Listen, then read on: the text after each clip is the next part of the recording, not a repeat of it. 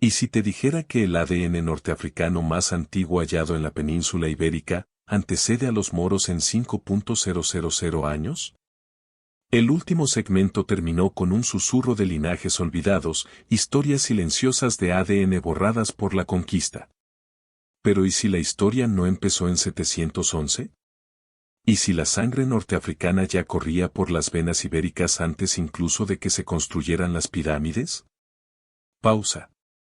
Antes de que hubiera moros, antes de que existiera el Islam, incluso antes de que los fenicios tallaran barcos de cedro y cruzaran el Mediterráneo, el ADN norteafricano ya estaba enterrado bajo el suelo de España. En 2018, en una remota cueva de Taforalt, Marruecos, los científicos extrajeron ADN de restos humanos datados en 15.000 años, los iberomaurusianos. Lo que descubrieron fue sorprendente. Estos individuos poseían un genoma compuesto de aproximadamente un 63,5% de ascendencia euroasiática occidental y un 36,5% de la llamada ascendencia norteafricana ancestral, ANA. Una mezcla nunca vista. Un linaje fantasma, ni puramente africano ni puramente euroasiático, sino algo más antiguo. Y aquí es donde se vuelve increíble. Esa misma firma genética, esos mismos haplogrupos, aparecen de nuevo, al otro lado del mar, en esqueletos ibéricos paleolíticos como los hallados en la cueva de El Mirón y en La Braña, en el norte de España. El U6, un linaje mitocondrial casi exclusivo del norte de África hoy en día, fue detectado en restos prehistóricos del norte de Portugal, donde los aldeanos modernos aún conservan hasta un 6% de ADN mitocondrial norteafricano, a pesar de no haber sido tocados por la conquista islámica. Esta conexión no es solo antigua. Es deliberada. Durante el último máximo glacial, el nivel del mar descendió drásticamente, reduciendo el estrecho de Gibraltar a un paso estrecho de 8 kilómetros, un puente de la Edad de Piedra. ¿Las evidencias? Herramientas de piedra, industrias líticas idénticas en ambos lados del estrecho. Especies animales compartidas. Patrones genéticos en el ADN autosómico y mitocondrial. Y luego está Orce, España, donde se han encontrado restos de homínidos de 1,3 millones de años. Algunos científicos creen que los primeros humanos pudieron haber entrado en Europa por el sur, desde África, y no por el este. Que eso cale, nuestros libros de historia empiezan con Roma. Pero nuestro ADN comienza con la edad de hielo. Y sin embargo, con todas estas pruebas, nadie nos lo contó. Porque la historia favorece a los imperios, no a las madres. Y el U6 lo transmitieron las mujeres. Silenciosamente. Sin ejércitos. Sin mapas. Así que pregúntate. Si el ADN norteafricano estaba en Iberia 5.000 años antes de los moros, ¿qué más hemos malinterpretado? ¿Qué más ha sido borrado? Porque justo cuando los investigadores pensaban que este era el punto álgido del misterio, encontraron a un agricultor ibérico de hace 7.000 años. ¿Sus huesos? Poseían hasta un 50% de ascendencia norteafricana. Y nadie, ni historiadores, ni arqueólogos, ni siquiera genetistas, lo vio venir. Un agricultor ibérico de hace 7.000 años tenía hasta un 50% de ADN norteafricano, y nadie lo vio venir. Mucho antes de que existiera el Islam, el ADN norteafricano ya estaba reformando Iberia. Entonces, ¿de dónde venía aquel ibérico de hace 7.000 años con ascendencia bereber en su sangre? Porque no fue un caso aislado. Alrededor del 3000 AC, en lo que ahora llamamos el Neolítico tardío de Marruecos, se desenterraron esqueletos antiguos que portaban ADN que coincidía con el de los agricultores ibéricos, no con las líneas nativas magrebíes. Al mismo tiempo, al otro lado del agua en Iberia, enterramientos de la Edad del Cobre, hacia el 2500 a.C., contenían individuos con ascendencia completamente norteafricana. Piénsalo. Antes de las pirámides de Giza. Antes del alfabeto. Dos continentes estaban intercambiando personas. no invasores, no ejércitos, sino colonos, comerciantes y familias. La evidencia no está solo en los genomas, también en artefactos de marfil, en la metalurgia, en las costumbres funerarias compartidas. En yacimientos del sur de Iberia, los arqueólogos han encontrado cuentas de marfil norteafricanas, talladas con diseños idénticos a los hallados en las costas de Argelia y Túnez. Herramientas de bronce con estilos de fundición magrebíes. E incluso conchas de la costa atlántica de Marruecos, encontradas tierra adentro en España. Esto no era conquista. Era contacto. En aquella época, el estrecho de Gibraltar apenas tenía 8 kilómetros de ancho, estrechado por los cambios del nivel del mar tras la edad de hielo. No era una barrera, era un puente. Y la gente lo cruzaba. Lo cruzaban tan a menudo que un estudio de 2019 publicado en Nature confirmó, la ascendencia norteafricana en Iberia no empezó con los moros, comenzó casi 5.000 años antes. Pero aquí está el misterio. Estos individuos con ADN completamente norteafricano no vivían como extranjeros. Sus herramientas, su cerámica e incluso sus rituales funerarios eran enteramente ibéricos. Entonces, ¿qué ocurrió? ¿Por qué alguien con un 100% de ascendencia magrebí vivía y moría como un ibérico nativo miles de años antes del Islam? ¿Fue asimilación? ¿Una migración olvidada?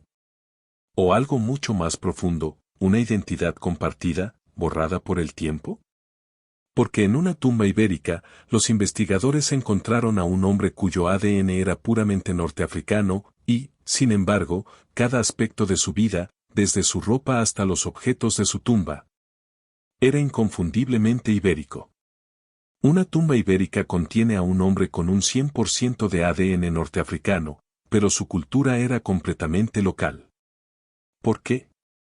Quizá la mejor pregunta sea, ¿desde cuándo se estaba produciendo esta mezcla, y bajo qué poder florecía a plena vista? Porque mucho antes de que los ejércitos islámicos cruzaran el estrecho, antes de que los moros se convirtieran en mito, Roma ya estaba reescribiendo el ADN de Iberia. No solo a través de la conquista, sino mediante rutas comerciales, ciudades coloniales y filas militares llenas de rostros que el imperio nunca publicitó. Los romanos nunca gobernaron solos, sus soldados portaban genes de todo África. Para el año 400 después de Cristo, en los últimos siglos del dominio romano sobre Hispania, los estudios de ADN antiguo muestran un claro aumento de marcadores genéticos norteafricanos. Siglos antes del 711 DC, cuando se dice que comenzó la conquista islámica. En yacimientos funerarios de todo el sur de Iberia, los investigadores encontraron el haplogrupo Y-DNA EM81, una firma directa de la ascendencia masculina bereber, y el mtDNA U6, un linaje materno arraigado en el Magreb. Esto no era disperso. Era constante. Las ciudades romanas costeras, de Cádiz a Córdoba, se habían convertido en crisol genético. Los registros romanos nos hablan de soldados africanos, caballería númida y comerciantes libios, pero son las tumbas las que revelan la verdad. Un estudio de 2019 de Olalde et al., publicado en Science, halló que los ibéricos de época romana en las ciudades del sur ya portaban un ADN norteafricano significativo. Invisible para los libros de historia, pero innegable en los huesos. Y luego viene el giro cartaginés. Mucho antes de los romanos, colonos cartagineses, antaño considerados levantinos, se asentaban en Iberia hacia el 1100 a.C.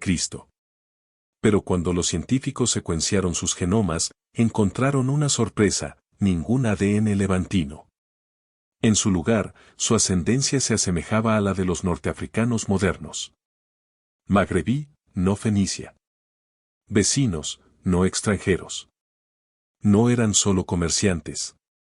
Se convirtieron en parte del paisaje. Sus genes fueron absorbidos.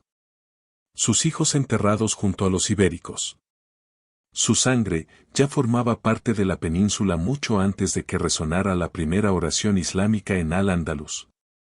Así que cuando nos preguntamos cómo avanzaron tan rápidamente los ejércitos islámicos en Iberia, quizá la verdadera pregunta sea, ¿ya estaban abiertas las puertas? ¿O el imperio anterior ya había puesto la mesa?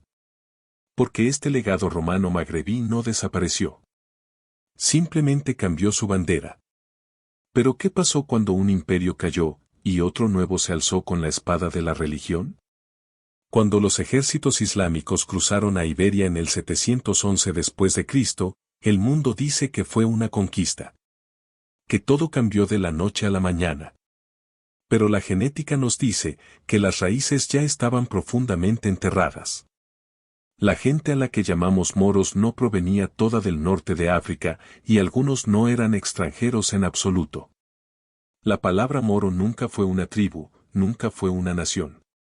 Era una etiqueta. Una conveniente invención europea que agrupaba a árabes, bereberes, sirios, egipcios y, crucialmente, a ibéricos que se habían convertido al Islam. Se les llamaba muladíes. Y en el siglo X no eran solo la mayoría. Eran al-Ándalus. ¿Pero quiénes eran genéticamente? Para responderlo, miramos los huesos. En Segorbe, en el este de España, se desenterró un imponente esqueleto masculino de una necrópolis islámica del siglo XI. Fue apodado el gigante de Segorbe. Los científicos realizaron una secuenciación genómica completa. Los resultados fueron asombrosos. ¿Su ADN-Y? EM81, un marcador bereber. ¿Su línea materna? U6, clásica del norte de África. Pero el giro, más del 50% de su ADN autosómico era ibérico nativo. Este no era un forastero. Era un híbrido. El producto de siglos de matrimonios mixtos, comercio, asentamientos militares y conversiones religiosas. Y no estaba solo. En tumbas de Córdoba a Toledo, los investigadores han encontrado patrones similares, EM81, J1, J2 y U6, todos marcadores de ascendencia norteafricana u oriental. Incrustados en genomas con profundas raíces ibéricas. Un estudio de 2021 publicado en Genome Biology reveló que la mayoría de los individuos del periodo islámico enterrados en España portaban ascendencia mixta, no linajes magrebíes puros. Esto no fue un reemplazo. Fue una remezcla.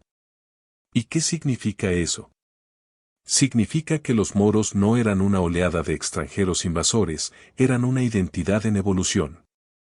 Algunos nacidos en África. Otros nacidos en Iberia.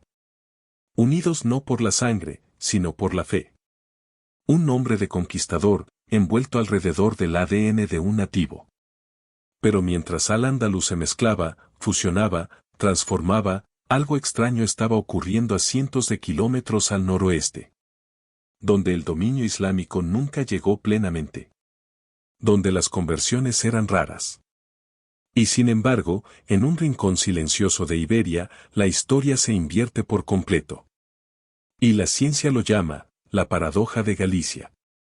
¿Cómo acabó la región más alejada del norte de África con la mayor cantidad de ADN norteafricano? Galicia. Una tierra de niebla, iglesias de piedra, ecos celtas y, de algún modo, un porcentaje más alto de ADN masculino norteafricano que muchas partes de Andalucía. La paradoja dejó atónitos a los científicos.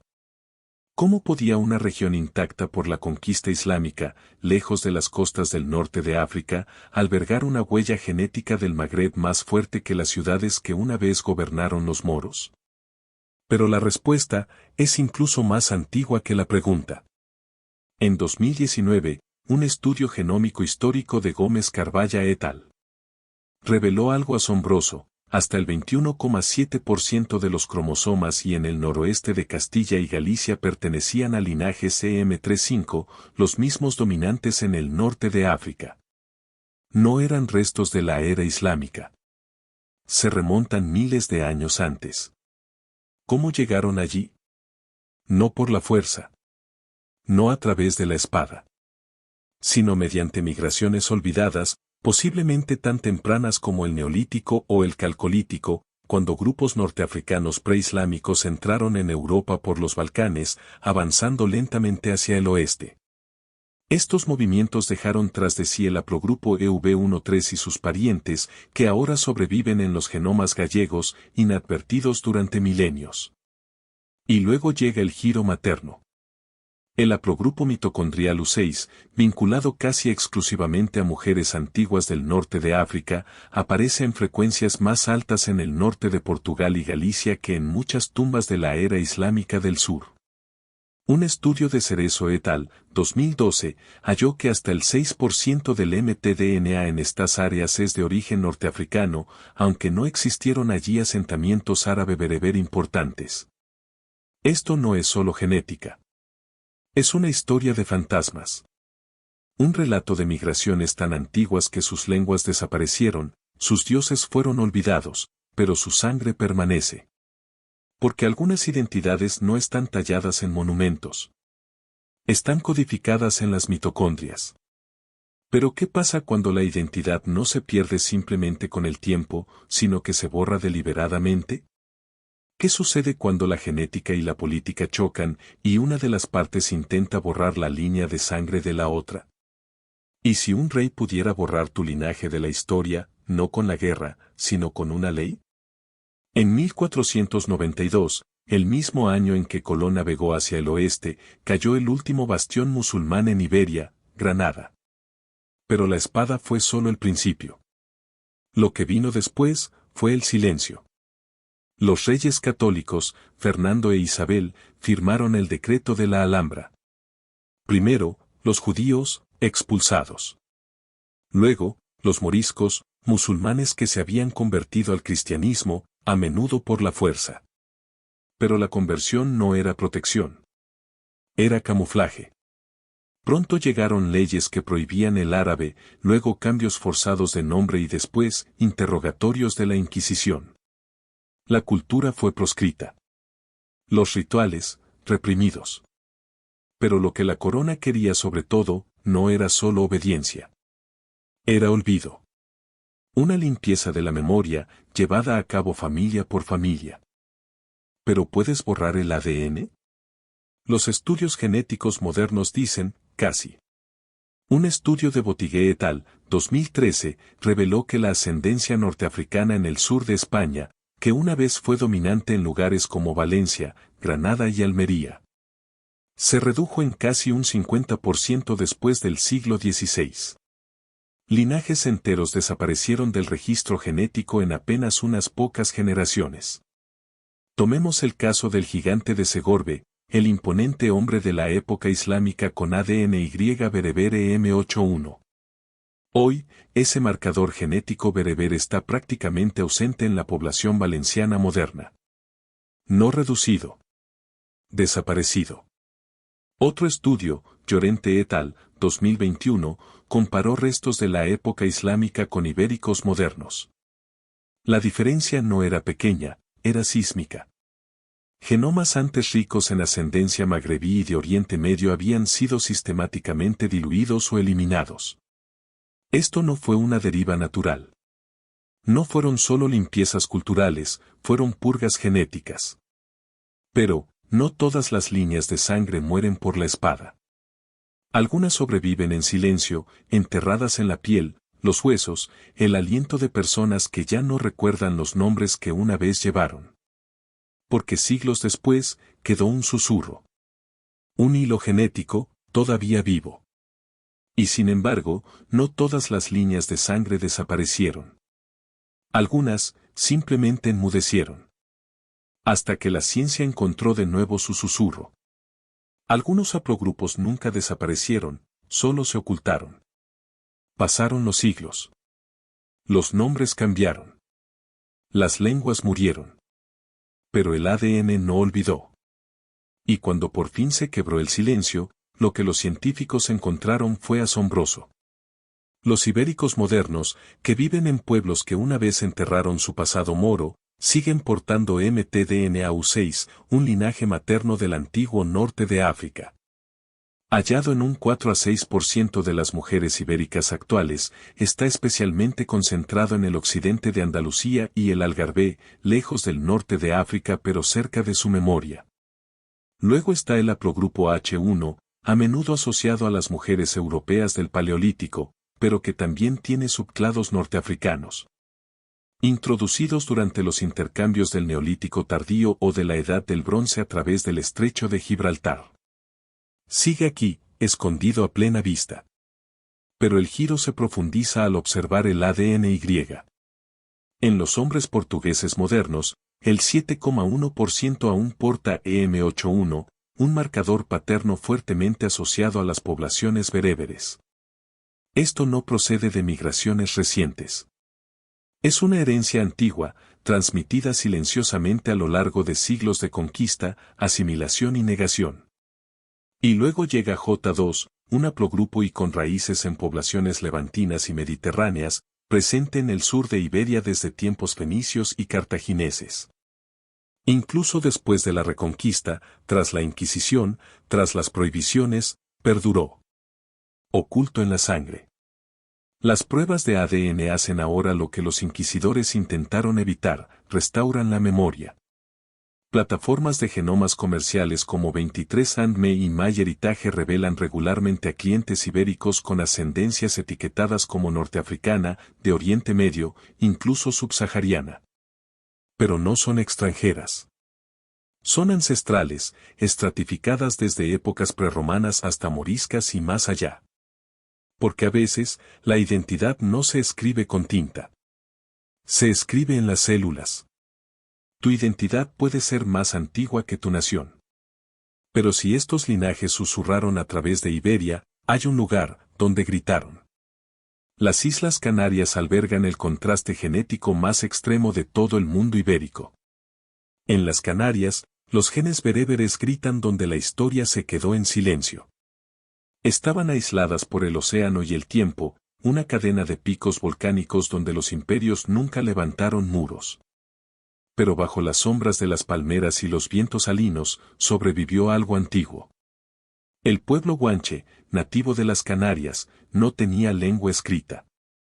No barcos. No metal. Pero sus huesos hablan alto. El análisis genético de restos guanches, publicado en 2019 por Fregel et al., muestra una ascendencia bereber casi del 100%. Definida por haplogrupos mitocondriales como U6B1A y el cromosoma IEM81, la inconfundible marca genética de los pueblos indígenas del norte de África. ¿Cómo llegaron estos linajes bereberes a un archipiélago 100 kilómetros al oeste de África? Hacia el 500 a.C., pequeños grupos cruzaron los vientos atlánticos, posiblemente impulsados por comerciantes cartagineses o huyendo de la expansión romana. Una vez allí, se quedaron, congelados en el tiempo. Y luego, llegó la conquista. En el siglo XV, la corona española lanzó brutales campañas por las islas. La resistencia guanche fue feroz, pero su número cayó por la enfermedad, la esclavitud y la guerra. Los colonos españoles se mezclaron con las mujeres guanches supervivientes y en ese mestizaje, el pasado se preservó. Hoy, La Gomera y el Hierro aún conservan mtDNA-U6 en frecuencias asombrosas, algunas aldeas alcanzan un 96% de ascendencia materna norteafricana. Mientras tanto, otras islas como Lanzarote muestran casi nada. Una división tan marcada que incluso la ciencia moderna la llama un mapa genético vivo de borrado y memoria. A diferencia de la península ibérica, donde la Reconquista eliminó siglos de identidad, las Canarias no olvidaron del todo. No podían. Su ADN aún resuena con las canciones de la costa bereber. Porque aquí, la memoria no vive en monumentos. Vive en las mitocondrias. Aquí, las mitocondrias recordaron lo que la historia intentó enterrar. Pero si el ADN es bereber, las leyendas, las palabras, los rituales, cuentan historias que no deberían existir. Pero mientras el ADN cuenta una historia, el folclore y la lengua susurran otra. ¿Y si tu lengua lleva el fantasma de tu ascendencia olvidada? Si la genética nos da el esqueleto, entonces la lengua es el alma que sigue hablando. Y en España, ese alma susurra en árabe. En toda Iberia, más de 4.000 palabras de origen árabe siguen resonando en la vida cotidiana, no en mezquitas ni en viejos pergaminos, sino en cafeterías, tribunales y aulas. Azúcar para azúcar. Almohada para almohada. Ojalá, si Dios quiere. Estas no son palabras prestadas. Son supervivientes de 8 siglos de convivencia, desde el 711 después de Cristo hasta 1492, la era de Al-Ándalus. La lingüística científica confirma que casi el 8% del vocabulario español moderno es de origen árabe, una huella asombrosa de un mundo que la Reconquista intentó borrar. Pero las palabras no olvidan. Y tampoco el sonido. El profundo lamento del cante jondo del flamenco, las melodías moriscas en las canciones populares andaluzas, incluso el palmeo sincopado, todos llevan raíces rítmicas magrebíes. Identificadas en estudios de musicología comparada publicados por la Universidad de Granada y los archivos de la UNESCO. Las historias van aún más profundo. Está la leyenda de la Cueva de la Mora, una niña, traicionada por el amor, atrapada en las colinas de Extremadura, que aún llora bajo las rocas. O Florinda la Cava, la noble visigoda que supuestamente desencadenó la invasión mora. Estas historias difuminan la línea entre la memoria y el mito, pero ambas están embrujadas por siluetas moras. Incluso los guanches de las Islas Canarias, tras la conquista, contaban historias de los que venían del este, describiendo a extraños visitantes cuyos rituales reflejaban tradiciones bereberes, pero cuyo idioma sonaba mitad árabe, mitad olvidado. Y aún así, les hablas. En tu cocina. En tu música. En tus cuentos de antes de dormir. Quizás no lo sepas, pero el fantasma de Al-Ándalus vive en tu lengua. Pero ¿qué ocurre cuando la ciencia, la cultura y la identidad finalmente convergen, no en el pasado, sino en ti? Tu ADN no es una línea de sangre. Es una biografía, con notas al pie antiguas. Recuerda aquella pregunta, porque tus células ya están dando la respuesta. Tu ADN no es un mapa de nacionalidad. Es un manuscrito estratificado de milenios. En los ibéricos modernos, los estudios de ADN antiguo revelan una poderosa mezcla, aproximadamente un 50% de agricultores neolíticos. Los pioneros que trajeron la agricultura desde Anatolia alrededor del 5.500 AC, cerca de un 25% de cazadores-recolectores mesolíticos. Pueblos indígenas que sobrevivieron al refugio de la edad de hielo, otro 20% de pastores de las estepas, cuyas migraciones de la edad del bronce después del 2.500 AC remodelaron las líneas masculinas de Iberia, y, de manera crítica, entre un 5 y un 11% de ascendencia norteafricana, que fluctúa según la región, reflejando migraciones prehistóricas, flujos de la época romana y mezclas de la era islámica. Eso significa que tu genoma podría ocultar trazas de agricultores del Neolítico cardial, guerreros celtas de la estepa, comerciantes bereberes e incluso ancestros fenicios o subsaharianos, todo en un solo cuerpo. Cada fase es un capítulo. Tu ADN no se detiene en la Reconquista. Es anterior a todo lo escrito en nuestros libros de texto. Habla de una cadena ininterrumpida de movimiento, encuentro y supervivencia. No eres descendiente de un solo pueblo. Eres hijo de muchos. Y así como tu voz lleva ecos árabes, tus genes susurran migraciones anteriores al Mediterráneo. Así que pregunta esto. Si tu cuerpo es un archivo viviente, ¿dónde se encontraron una vez todos estos hilos ancestrales? Porque ese encuentro no estaba en un mapa. Pero queda un último misterio, el lugar donde todos estos linajes pudieron haber colisionado por primera vez. Y está bajo el agua. Bajo las olas de Gibraltar, duermen 1000 migraciones. Antes de los mapas. Antes de los nombres. Solo había agua, y la gente que se atrevió a cruzarla. El estrecho de Gibraltar, hoy de solo 14 kilómetros de ancho, fue una vez más estrecho, durante el último máximo glacial, hace unos 20.000 años, el nivel del mar bajó más de 120 metros. Ese estrecho se redujo a menos de 8 kilómetros, con tierra visible al otro lado. Lo que las fronteras modernas dividen, la naturaleza lo conectó una vez. En ese angosto cuello entre África y Europa, los genes no se detenían, fluían. En ambos sentidos.